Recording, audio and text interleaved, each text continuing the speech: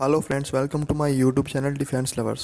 Friends, very firstly subscribe my channel by pressing this red button and also press this bell icon to get all the notifications of my video. तो friends चलिए video को शुरू करते हैं। तो friends आज मैं आपके लिए लेके आ चुका हूँ एयरफोर्स री मेडिकल चंडीगढ़ का रिव्यू। तो जैसे मैं आपको बताने वाला हूँ कैसे कॉल कर रहे हैं, किस हिसाब से आपको बुला रहे हैं, क्योंकि सबको डाउट होगा मुझे कब बुलाएंगे।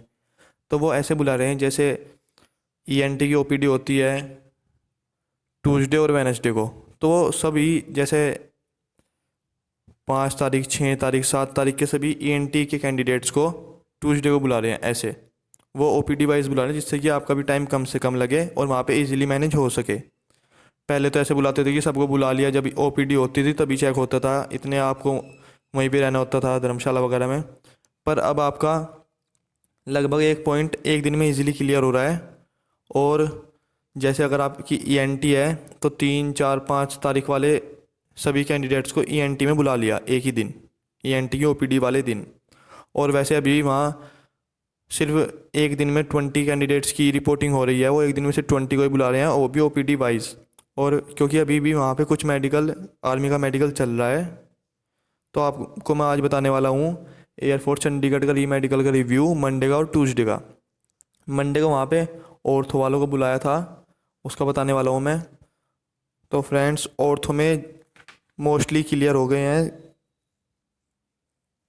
25 कैंडिडेट्स को ऑर्थो में बुलाया था, उसमें से सिर्फ 2 कैंडिडेट्स को आउट किया है। अब मैं आपको दिखाने वाला हूँ कि जिसका री मेडिकल था उसका मुझसे मैंने चैट किया है, उसका चैट स्क्रीनशॉट है मेरे पास, मैं आपको दिखाने वाला हूँ वो। तो वहाँ पे एक दिन में एयरफोर्स वालों की 25 कैंडिडेट्स की एक दिन में रिपोर्टिंग हो रही है। मैं आपको दिखाता हूँ, जिन्होंने हमारे साथ शेयर किया है वो अनफिट हो गए हैं अनफॉर्चुनेटली। तो हमने पूछा कि फ्लैट फिट कैसा हो रहा है, तो फ्लैट फिट उन्होंने बोला नॉर्मल चेक हो रहा है। क्यों, फिर पूछा कि भाई क्यों भाई क्या हुआ ऐसा, तो भाई का पॉइंट पूछा हमने क्या था, तो भाई का पॉइंट था हेमरटोए, हेमरटोए में भाई अनफिट किए गए हैं। और फिर पूछा कि हैंड एंगल कैसे चेक हो रहा है, तो इन्होंने बताया कि सभी सभी क्लियर थे आज, हैंड एंगल वाले सभी क्लियर थे। और सैंडल गैप वगैरह एक दो, इन्होंने बताया कि सिर्फ एक दो बच्चे को आउट किया गया है ऑर्थो में। तो जैसे कि मैंने आपको अपनी प्रीवियस वीडियोस में भी बताया है कि ऑर्थो काफ़ी लीनियंट और इजी हो रहा है।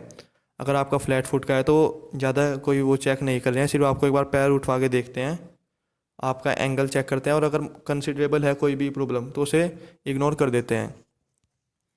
तो मैं आपको कुछ और पॉइंट्स बताता हूँ ऑर्थो की, जिसमें ये मैं अब जहाँ आपको डिटेल में ये बताऊँगा कि कौन से पॉइंट में आउट किया है, कौन से पॉइंट में नहीं आउट किया।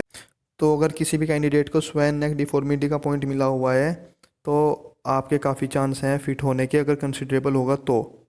ये आप देख सकते हैं स्वैन नेक डिफॉर्मिटी होता क्या है।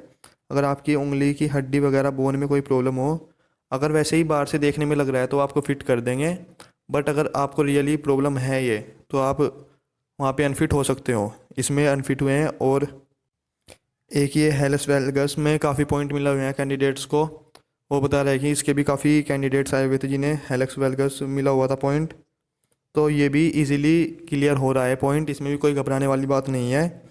इसमें आप देख सकते हैं ये आपका जो थंब होता है पैर का, वो इधर उधर अपनी लोकेशन से हिला हुआ होता है, तो ये इस चीज़ का पॉइंट होता है। अगर ये भी कंसिडरेबल है तो इसमें फिट हो रहे हैं।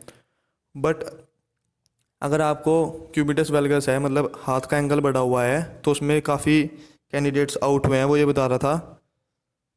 2-3 दिन जब मैं था वहाँ पे, जब भी मैंने देखा था कि क्यूबिटस वेलगस में थोड़े कम चांस हो जाते हैं फिट होने के। अगर आपका एंगल सही है, मैंने फिट होते हुए भी देखे हैं वहाँ पे और अनफिट होते हुए भी। अगर जो अनफिट वाले थे उनका एंगल काफ़ी बड़ा हुआ था हाथ का। क्यूबिटस वेलगस वो होता है अगर आपका हाथ बाहर निकला हुआ हो कोहनी के वहाँ से। और अगर जैसे हाइपरटेंशन इन फिंगर, काफ़ी कैंडिडेट्स को पॉइंट मिला था अम्बाला में, तो वो सबका इजीली क्रैक हो रहा है, उसमें कोई भी प्रॉब्लम नहीं है। हाइपरटेंशन इन फिंगर वो होता है जैसे आपके, अगर आप अपना हाथ सीधा करते हो तो हाथ हिलने लग जाता है, तो मैम ने ऐसे ही पॉइंट बनाया था, उसमें कोई भी प्रॉब्लम नहीं है, सभी फिट हो रहे हैं। अब मैं आपको बताता हूँ ट्यूसडे का, ट्यूसडे में चंडीगढ़ में री मेडिकल में क्या क्या हुआ, अब मैं आपको वो बताता हूँ। तो इन कैंडिडेट का था ट्यूसडे को सर्जिकल में, तो ये अब ट्यूसडे को सर्जिकल का भी हुआ है। और मेडिकल का भी हुआ है, जैसे ब्लड टेस्ट वगैरह, कोलेस्ट्रॉल और बिलिरुबिन वाले। और एक कोलेस्ट्रॉल वाले बंदे का कॉल आया था मुझे, वो बोल रहा था कि अब जैसे मैंने आपको पहले बताया था कि ब्लड टेस्ट 2 दिन हो रहा था, पर अब सिर्फ एक ही दिन ब्लड टेस्ट हो रहा है। और अगर जब आपकी रिपोर्ट आ जाती है तो आपको नहीं बुलाया जाता, सिर्फ डॉक्टर ऐसे ही देख लेता है, काफ़ी कम चांस रहते हैं कि वो देख पाए। तो उसने बोला कि मैं भी नहीं देख पाया हूँ। और मैंने फिर पूछा कि ग्रीन कार्ड कब तक मिलेगा, वो बोल रहे हैं कि ग्रीन कार्ड के लिए भी आपको कॉल करके बुलाएंगे। तो मुझे लगता है कि पहले सभी का कमांड हॉस्पिटल से सभी का रीमेडिकल होने के बाद ही ग्रीन कार्ड डिस्ट्रीब्यूट करने या रेड कार्ड डिस्ट्रीब्यूट करने स्टार्ट करेंगे। तो अब देखते हैं। इन्होंने बोला पता नहीं क्या लिखा मेरे को, इन्हें ये नहीं पता कि इनके मतलब फिट लिखा है या अनफिट लिखा है। तो मैंने बोला मका यार उसी टाइम देखना चाहिए था आपको। ग्रीन कार्ड के लिए कब बुलाया? तो इन्होंने बताया कि बोलते फ़ोन करके बुला लेंगे, मतलब कि फ़ोन करके ही बुलाएंगे वो आपको ग्रीन कार्ड के लिए। तो आप बिल्कुल भी टेंशन मत लीजिए, आपको फ़ोन आएगा, जो आपने नंबर वहाँ पे दे रखा है। और देख सकते हैं आप, इनकी एसएमसी में 4 तारीख को रिपोर्टिंग थी और इनका सर्जिकल अब हुआ है मंडे ट्यूसडे को, कल ही मतलब। तो ये जैसे ओपीडी वाइज बुला रहे हैं। तो अब मैं आपको ओपीडी भी दिखा देता हूँ, आप यहाँ पे ओपीडी देख सकते हैं। और अगर आपका कोई पॉइंट हो तो आप कमेंट करके ज़रूर बताना, मैं उसकी ओपीडी ज़रूर बताऊंगा।